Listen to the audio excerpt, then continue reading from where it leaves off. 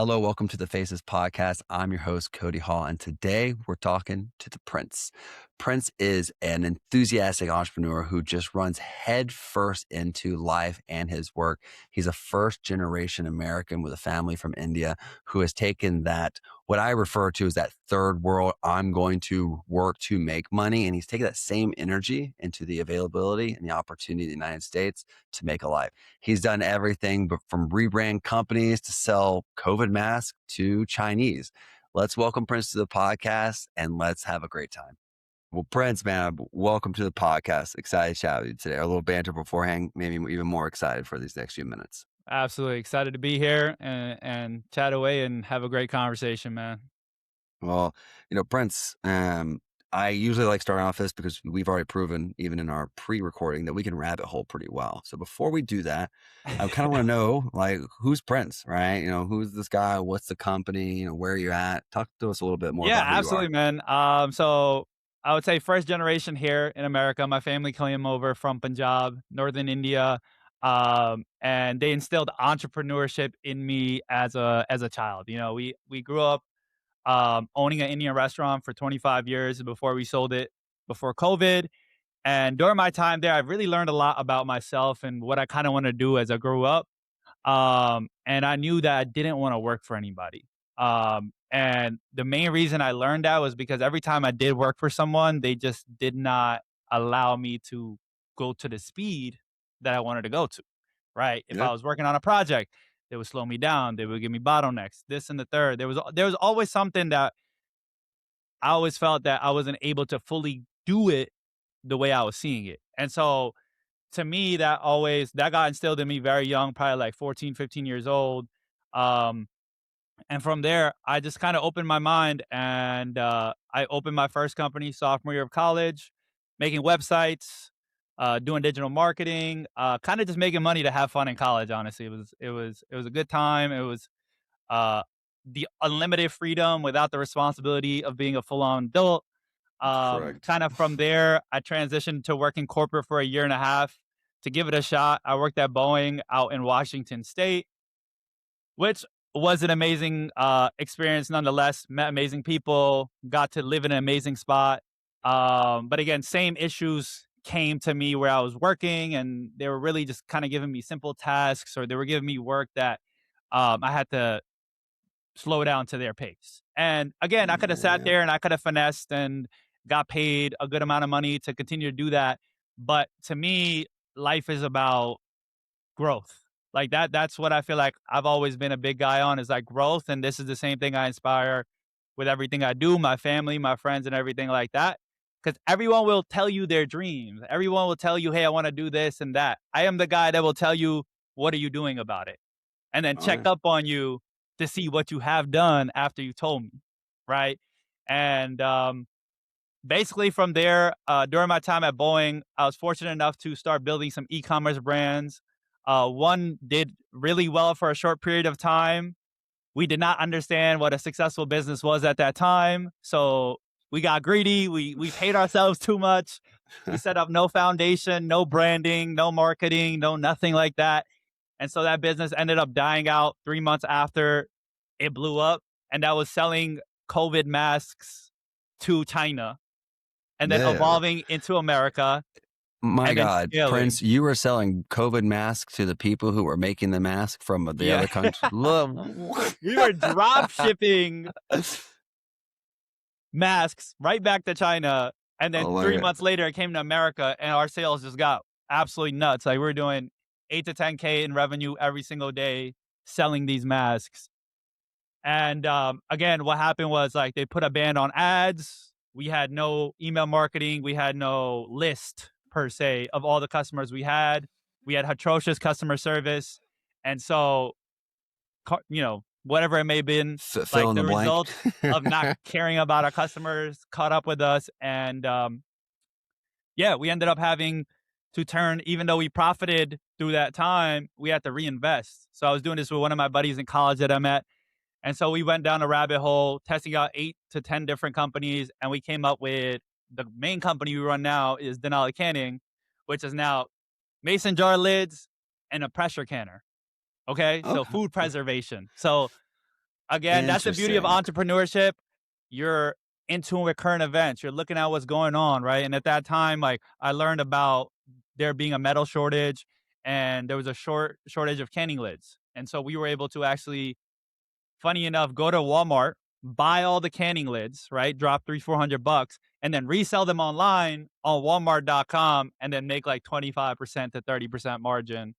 And then from there, use that profitability to start our own brand of No. canning lids. Oh, I have so many questions. I have so many questions Yeah. about it. The first question that popped in my mind is Prince, and this is some from my wife. Yeah. We were chatting with a gentleman at a conference last week in Tulum, and he was actually from his family's from India as well, so he's first generation, very similar to Beautiful. you. Yeah. And she asked him where he was from, and she we had a whole conversation about his response. My question is, if someone asks you where you're from, where are you from, Prince? So I'm from Punjab. Like, what I would naturally say, or like Yeah, you, like if someone's like, it's I'm like, Prince, where are you from? yeah, like I would say I was born in America and my family's from Punjab. That's All how I would right. typically answer. Yeah, yeah, yeah. That's a good answer, because we had two types of people that we ran into at this conference. And my wife, she really, when someone shows like some sort of contradictory, like she inserts herself right there, right? Okay. Yeah, She's the yeah, yeah. rock in the pour that becomes infected, right? And so, we asked this guy from India, and he was first generation. Like he's like, oh, I am from Tennessee, and my Yeah. family is from India, right? Yeah. And so, she's like, she loved it because if people ask her, she is American, right, from LA. Yeah. Her family is Mexican, right? Even though Wow. Yeah. she lived most of her entire life in Mexico, right? She still is like, Yeah. I am American. And so we asked this other chick, and she's like, oh, where are you from? She's like, oh, I'm Mexican. She's like, oh, you're Mexican? And her Spanish was not Mexican. And Yeah. so she's like, we're like, where are you from? She's like, well, I live in Texas. She's like, were you born there? She's like, you're not Mexican. Yeah, And it yeah, was yeah. it was such an interesting thing. So I'm always curious like how people describe, because people ask me where I'm from. Like, I'm from the United States, but I'm Mexican now, right? And Yeah. so like people are like, you're not Mexican. Like, I'm just as I much feel like, yeah, Mexican as you a are, good way to right? do is like where are you spending most of your time? You know what I mean? Like, do Great. you Yeah, truly yeah, yeah. like, even for me, I speak fluent Punjabi. So like Perfect. I was taught very young by my Nice. parents. So it's like if I go to Punjab, they will never think I'm from Punjab. I'm too Americanized. I Correct. don't Yeah, look yeah. the part at all.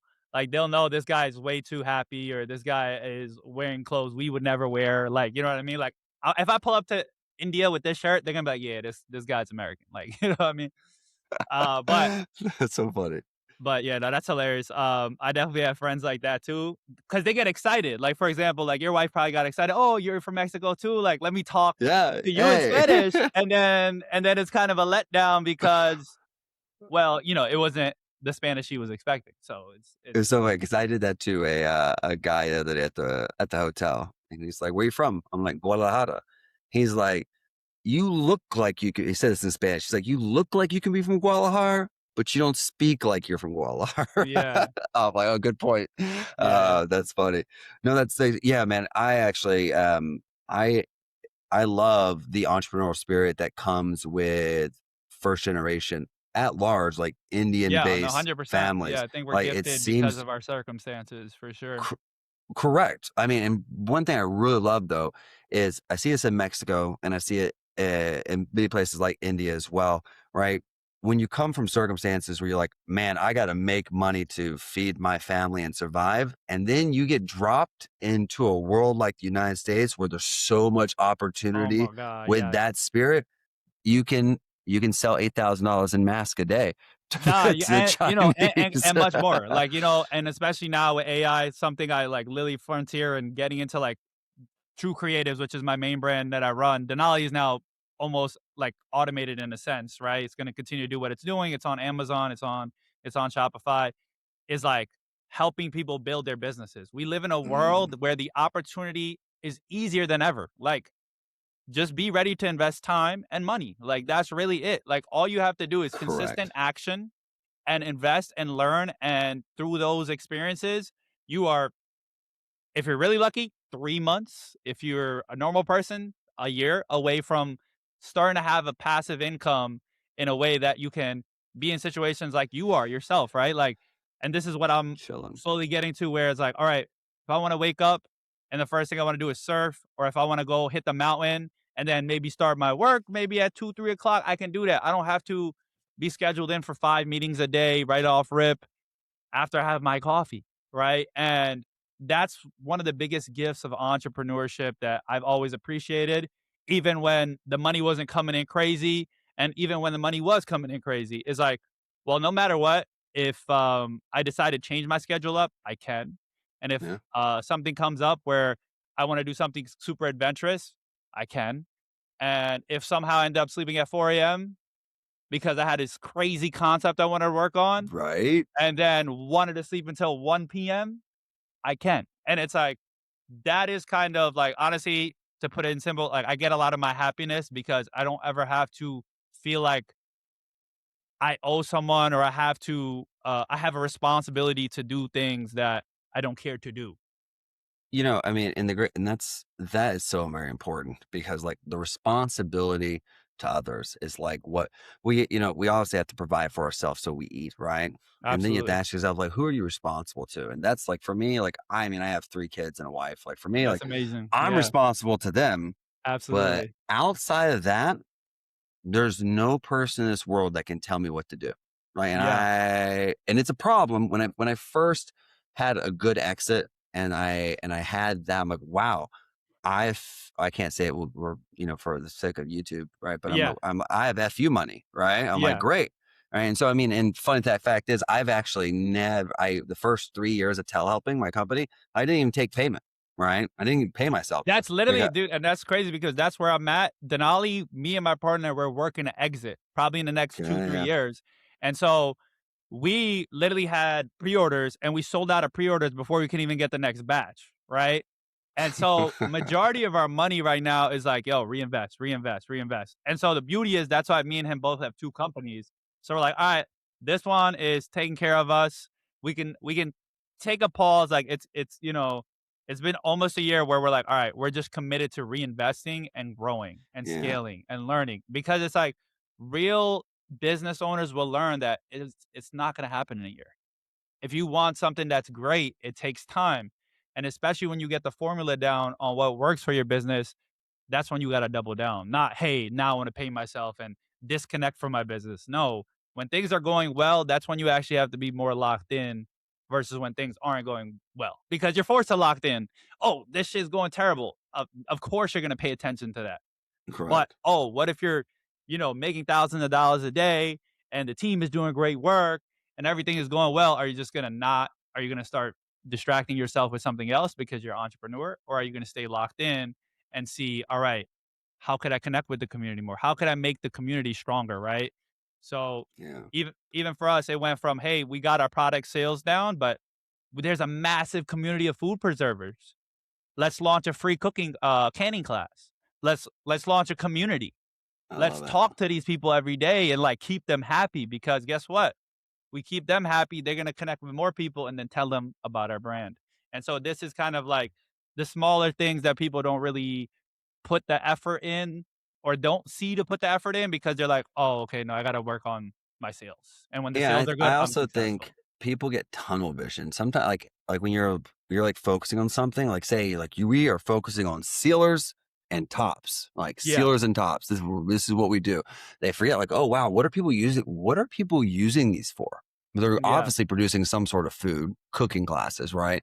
It's the same thing that we did. I've gone to so many conferences, and we're actually going to be launching an fully AI ran SaaS company, right? That's Where we're going to awesome. be selling a SaaS product that is going to be sold by AI and managed customer service by AI. So we're going to have bots and agents running the entire thing, Let's go. right? That's perfect. But That's it's literally but it where the world is going, man. I but love it's it. all owned by telehelp because we use that same SaaS internally. We Yeah. refined it internally. And I'm like, man, wow, this is so helpful for us. What about all the people who don't hire virtual assistants with me that hire people direct, which is a ton of people? Like, how do they know how to manage their virtual assistant and what's going on with them every day? They don't. Yeah. Software. Like, okay, I can't get your business as a VA client, but maybe I can get your business as a software client. Yeah. No, and I love that angle, especially now it's like every business should understand that they should be developing their brain of operations through AI, and the more Yeah. you can vet it out, and this is literally something I did, like, the last 2, 3 months, I've been investing a good amount of money in AI tools, AI knowledge, and everything like that. And instead of looking to cut my team, which most businesses are, oh my God, AI is Right. there. Like, I'm going to cut overhead. No, no, no. I'm like, I'm going to teach my team AI and I'm going to teach them AI efficiently. So now, the 10 people on my team are producing 30 people of results, not, you know what I mean? Not cutting I 5 of love them and now that. like giving AI work because AI is not there. It's not fully It's autonomous. I was just at a conference last week with something called the DC Circle, like Dynamite Circle for remote company Okay, cool. guys. Yeah. And so I was there, and the whole talk was about AI. And this guy went up on stage, and he's like, "I have fired all my marketing people because I automated AI and everything." And I'm like, listen to him, I'm like, okay, like I saw, like I get what he did was very simple. Like his line of work is very simple. Like what he did for Yeah. marketing was very narrow. And so he's like, we should all aim to have a smaller head count. I'm thinking about like, would it be cooler though if I took the person I do have who runs my marketing and just made them really great at AI, Yeah. right? And Hmm. made them like a pilot in a cockpit, right? Of Yeah. all these AI agents, like wouldn't you get more out of them, right? And so, that I think we And that's the lean thing, way too. especially because I don't know if you hire overseas or not, but I definitely We do. hire only in Mexico, baby. Beautiful. Definitely would like to, because I would love to maybe get some employees that, like, mostly I hire in the Philippines. I have some development in India. Yeah, But the funniest thing is they just need a little bit of encouragement in the beginning. Like there's just a lot of with my team specifically, there's just a lot of like nervousness around it, uncertainty around it. And when yeah, you can create structure and you can create workshops, which we do like every Friday, we have an AI workshop where I have my team present something they did this week. yeah, And it's so powerful because they're applying what they're learning and then they're sharing it with someone, which again enhances them to learn, and I'm learning from my team. And correct.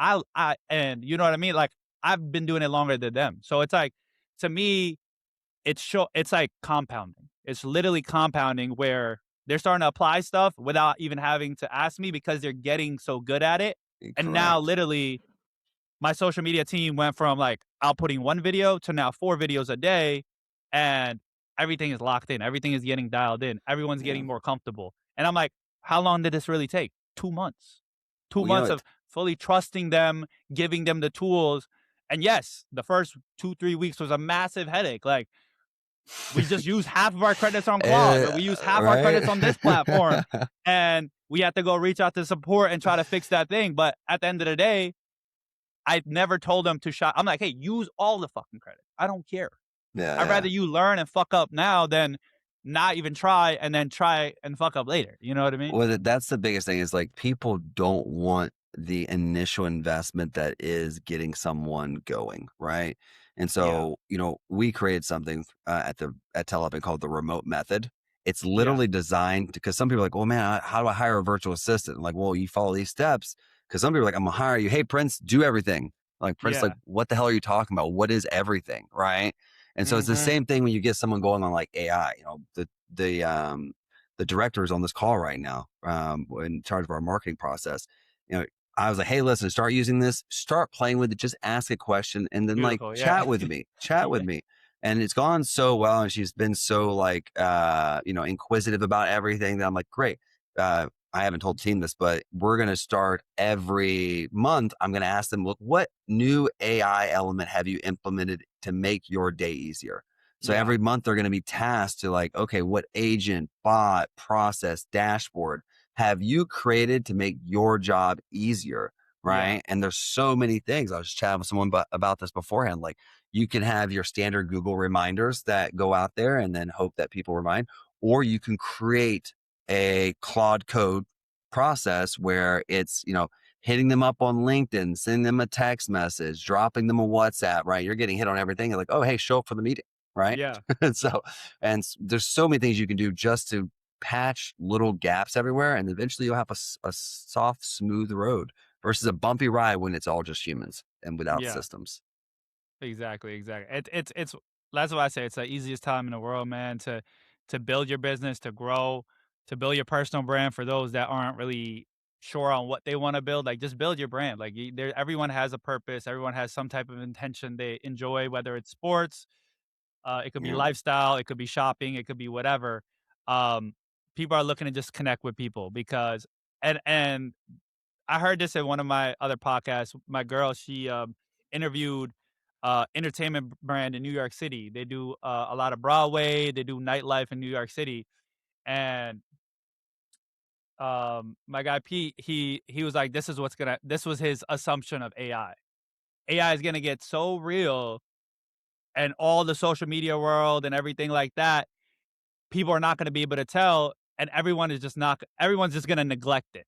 And everybody's correct. gonna go right back into live Disengage. events. We wanna see people in real life. We wanna go to concerts in real life. We wanna go to something in real life.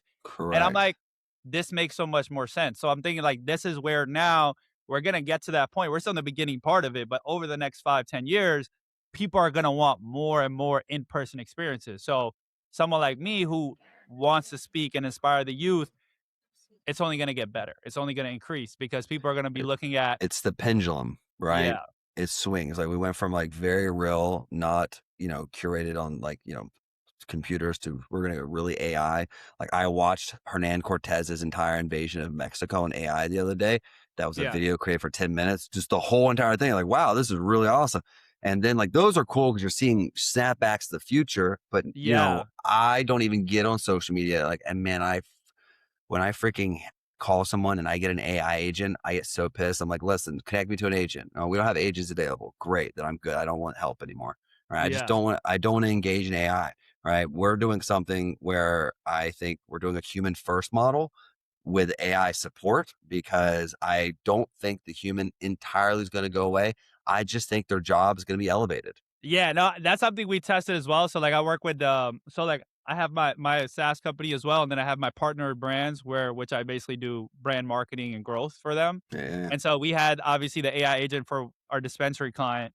And initially what we did was like, all right, they calls the store first. If the store doesn't pick up, then it goes to the AI agent, right? But we ended up flip-flopping it, but making it very convenient. Hey, do you want to talk to someone? And then it just connects them because majority of the time, a lot of people call with like dumb questions, right? Oh, when are you guys closing? What is this? What is that? And so like the dispensary is busy all day. Like there's Right. orders coming in all day, and so it slows down the customer flow. Customers sometimes get upset, so it was like, all right, let's flip it. And so there's scenarios in businesses where you would want the human first, right? Like if it's more of a B2B company or it's someone more Yeah. professional, you're going human first. Something like a local business, like a Like dispensary. B2C to like the Yeah, whole public. Yeah. Like the yeah, Google phone number, right? yeah, We have humans answer our phones, right? And we actually have a lot of people who answer phones for medical practices, for accounting yeah. agencies, right? Because like it matters, That definitely right? matters in that It space, like it 100%. really matters, right? And so I lead with a people first strategy. Not that we couldn't get away with an AI person. I just I just hate AI answering machines. I just Yeah, despise them. It's like a one thing for me. It's I refuse to adapt. yeah. So No, I feel you. I AI everything else, but man, I don't want that.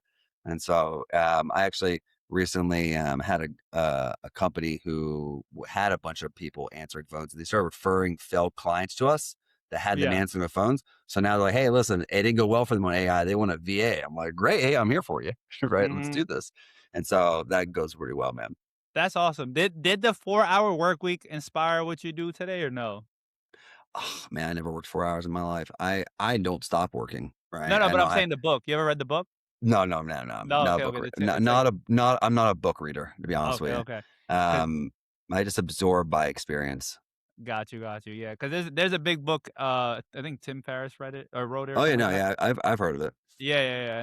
And that's where I kind of learned my stuff. Like in like before, like getting into college. Like that was one of the first books I read, and I was like, oh wow, like building You a know, I team is not as hard as, like, obviously when you're starting a business, you're like, "Bro, there's no way I'm gonna be affording American workers, this and the third," right? It's like correct. Yeah, yeah. and then that just opened my work like, it just opened up the horizon for me. I'm like, "Well, yeah, I can pay fucking 5" back then, you could pay $4 to $5 an hour. You still can, but now I typically pay more just because I feel like you get better talent. Oh yeah, Um, no, we have people reach out to us all the time. They're like, "Hey, I'm looking for someone for $7 per hour." We average like 9 to 10 per hour. yeah. I'm like, "Listen, I can refer you to somebody, but And I there's think it's crazy because it's not that big of a difference, and it's the value and the performance is a whole different level, right? it's really not that big of a difference when you're talking about. I'm like, bro, we're talking about $150. Like, I'm like, he's like, And yeah, but the level of performance is just, it's just worth it. It's just worth it, and yeah, I think it's like you only know if you do it. Like, you have to work with people, you have to hire people overseas, you need to understand their culture, you have to actually be a part of the process to really understand. Like, a lot of these people come in and they just assume, "I'm gonna throw money at this problem and it's resolved," and it's like, no, correct. that just tells me you don't care. You think money solves everything for you, You you know said what I mean? the one word you said that just hit someone. Someone asked me, like, what do we do? I always say we're a cultural translator, right? I We like make that. it possible for Mexican based staff to have successful relationships and jobs in the United States, right? And so Yeah, we bridge some of those misunderstandings, some of those, Americans want it yesterday and Mexicans are like manana, right? And yeah. so, and so we always bridge those gaps. Oh man, Prince, dude, I love your energy. I love that you're a head first entrepreneur, much like myself. You're just running at the wall and see if it moves. Tell me, for those who are out there that are like listening, it's like, man, these guys have an intense amount of energy. I think I want to be an entrepreneur and shoot my shot. Because most of our audience is people who are like sitting in day jobs in college and want to be entrepreneurs and like they're like Yeah. thinking about that decision. Oh my So what, god. That right? What's that a piece of advice so you're gonna and I'm gonna give give you them? this, and I'm gonna just, you know, talk through my life experience because that's straight Yeah, facts yeah, for me. If you are at a job, if you are at school, you are in the best position, better than even us, to start a business because you have your stability and you just have to start committing a little bit of time every single week to not even building something yet, just exploring it, right? So, like, if you have a 9 to 5, spend an hour 3 times a week thinking about, hey, let me go on Claude and brainstorm with Claude, or let me go whatever tool you want to use and start exploring it. A lot of times people get so caught up in consumption, right? Oh, I want to do this, I want to do this. And then they start seeing a bunch of other people doing it, but they never go and spend a little bit of time. It's so shocking. Uh, I can name endless amount of clients that I've helped just take the first step, and then from there they took over, right? Like, these guys yeah. were on conceptualizing their business, perfecting their business for 4 or 5 years, and it to me was like the craziest thing. One of my good friends, I literally went to his house and I made him record his lead magnet video, right? It was a free breathing exercise he wanted to do. I brought my camera, my phone camera, and I was like, hey, we're doing this. In 30 minutes, we finished it up. He ended up getting it edited. He launched it. He got 300 people to sign up for his lead magnet. That ended up turning into like accountability coaching program. He ended up making 25K in 3 months. And he was like, bro, what? And I'm like, I didn't do anything besides help you start making your first video, That right? step. And that's the biggest piece of advice I can tell anybody. And I'll even do like a message from my shirt. Speed builds momentum. Speed creates momentum. So when you start doing something, obviously it's gonna be slow. When you start hitting the gym, obviously it's a little bit slow. If you start running, same thing. But as soon as you start opening up, as soon as you start getting small wins, you're gonna start building momentum for you, and it's actually not gonna feel like work. It's really not. It's gonna feel like you're building something. It's gonna feel adventurous. There's gonna be joy and pain that comes from it, but it's gonna be like any other workout or anything else that challenges you to grow. So, Yeah. um, my advice to all your listeners is, man, go take the first step. Not stop listening to stuff. Stop hiring coaches for yourself. Like, you have enough knowledge to do this now, and you have the tools that will do it for you for the most part now too. So, like, it really is a amazing Since time to be alive. there really is no excuse. So like that, I think that's what I love most about it, and I'll wrap up there, is what I love about this. I was just telling my wife's friend the other day because she had a business idea, right? Research it, right? He didn't say Yeah, quit. He did not say quit your job and go start a business, right? yeah, He said research it, right? And this woman that my wife knows, is she quit her job. She's like, I'm starting a business. I'm like, what have you done to start a business? Nothing yet. Then why'd you quit your job? yeah, yeah. What are you doing? Oh my god, No, it's a it's great crazy. safety net, and guess what? Use the money you're getting from your job and throw that shit. Like, it's not that crazy. Like, invest Correct. $1,000 into you know, using the tools or buying what you need to buy. Maybe it's product testing. Maybe you need to get some samples from China. Like Correct. spend money on what you want to do instead of putting that money into nightlife and Correct. Amazon.com and Claude's $100 a month. Sephora If and yeah, everything like else. Like correct. Like, you're paying like, oh, I'm gonna spend $100 a month on Claude's upgraded program. Like, great. So that's like a bar tab, right? And yeah. so like It's for like four drinks in the United States, like what are you doing? All right. And yeah, so no, Prince, 100% love the energy, man. I can't wait to stay connected with you. I want absolutely, to man. we're gonna drop all this information for you because I feel like you'll do a lot of great things with our content as well. And so, man, thank you again for your time today. Likewise, man. I'm gonna bottle your energy and I'm gonna with your mason jar tops and I'm gonna sell it to people. All right. And so, Let's do it, but I man. I but I definitely and appreciate I'll you. be in touch probably very soon too because I'm looking to scale my success managers. I think we might be able to have a Yeah. chat and maybe Yeah. get some people onboarded from Hey, Mexico, which listen, if you know where I'm at, and if I'm not in this seat and I'm out surfing, I have a whole team who beautiful. pretty much does everything for me. I appreciate you guys. Thank you. Shout out to my team. So Shout out to the teams, man. They definitely are super clutch, and I appreciate everyone that helps build the vision. And that's yeah, super cool. yeah. Never forget them, man. Appreciate you so much, Prince. Have a good one. All right, Cody. I'll catch you. Thank you for having me. Peace out. All right. Peace. Thank you for watching The Faces. Entrepreneurs are people too. Please like, subscribe, and follow us on YouTube, LinkedIn, and Spotify so you do not miss any of our content just like today. We really appreciate you being one of our viewers and see you soon.